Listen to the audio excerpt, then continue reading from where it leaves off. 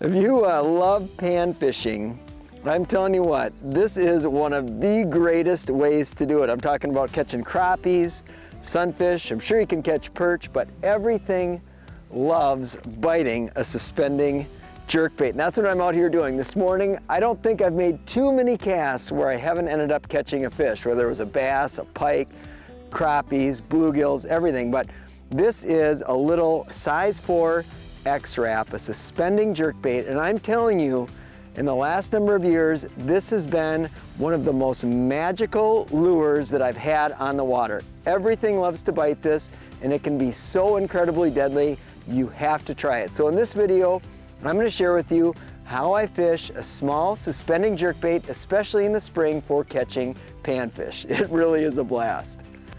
The equipment that I'm using for throwing these small jerkbaits for panfish is relatively specialized, especially for the size 4 or the smaller suspending jerkbait.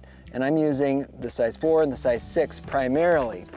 For the smaller jerkbait, I am using a rod that is a 7-foot light power extra fast action. Now the action of the rod has a lot to do with the performance of this presentation. 1 for casting and 2 for how the bait actually works.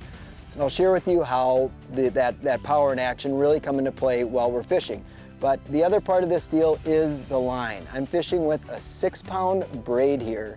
In this case, this is Suffix Revolve, and this braid is light. I'm not talking about just in terms of pound test, but it's not really dense, meaning the line doesn't weigh a lot.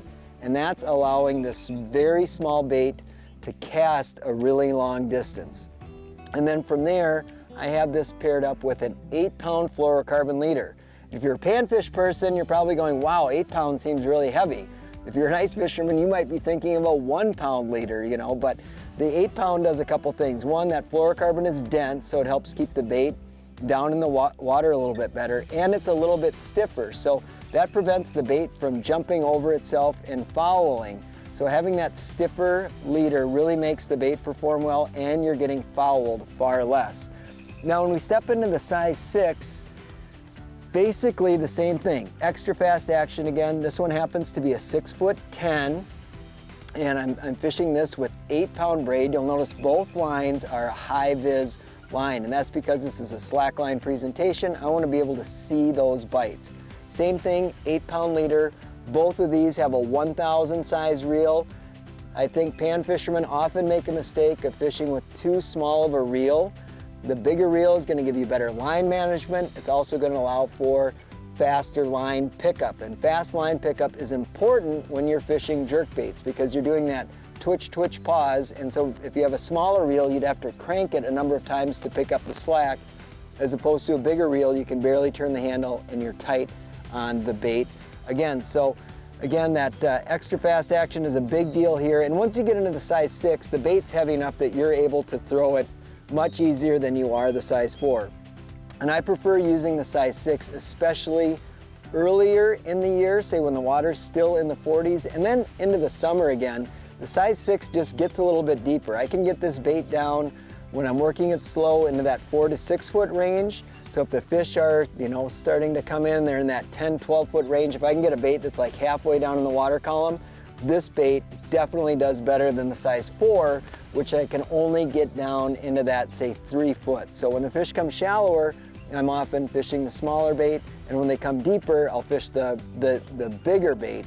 And you might look at that and say, boy, that is a big bait for crappies. I'm telling you that you can catch crappies on this thing a lot of times that are like the size of this bait. It is not too big. Crappies have a big mouth and they're aggressive. When you see them bite this presentation, it'll be incredibly eye-opening on how aggressive they can be.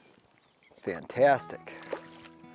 I love it. I mean, just the aggressive nature of these fish. It's amazing what different presentations can teach you about, you know, just moods that fish can have.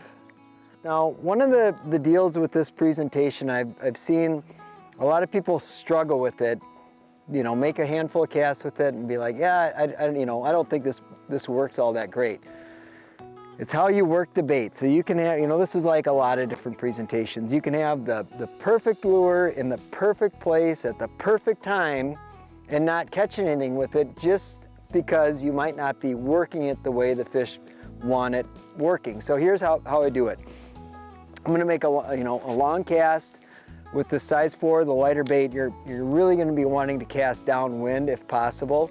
As soon as it hits the water, I'm just gonna crank it a couple times. If you let it hit the water and you jerk it right away, a lot of times you'll just tumble the bait on top and it'll foul. But then I'm just giving it these little short snaps, and I'm basically trying to push rope. I'm pushing the line back towards the bait each time. So if you take this bait and you kind of pull it and then reel up the slack and you see that your line is always tight, the bait's not working well. I'm just telling you, you don't catch very many fish doing that. So you kind of want to have that slack line laying on the water, and you're hitting the bait when it's on slack. And so what I mean is that line's laying on the surface and I'm tapping it and I'm returning the rod to the position, oh, there's one, missed him, where it started. So if you pull and then just keep your line tight, the bait's going in a straight line and it's always moving. But if you're hitting the bait on slack, the bait's jumping this way, jumping that way, and that's getting the erratic action that the fish key in on and bite.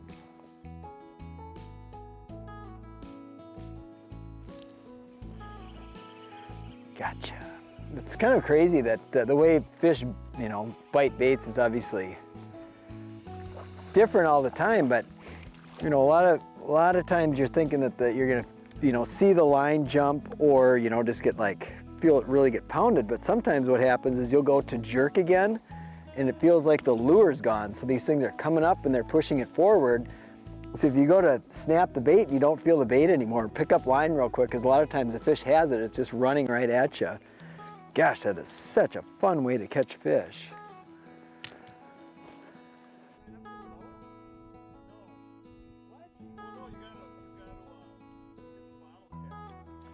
It's just so cool how aggressive they can be, and how often you really have to pay attention to the cadence. This is what I love. This is perfect. Yeah, just look at this, man. Huh? So the one thing I should mention also is when I'm doing this, I always take the barbs off. It's better for the fish, but you're handling tons of fish all day with treble hooks, and just not having barbs on there is way safer for you as well. But I'm telling you what, if you have not experienced jerkbait fishing for panfish, crappies, and sunnies, you've got to go do it. It's seriously one of the funnest ways to catch them, but it could also be maybe the most productive.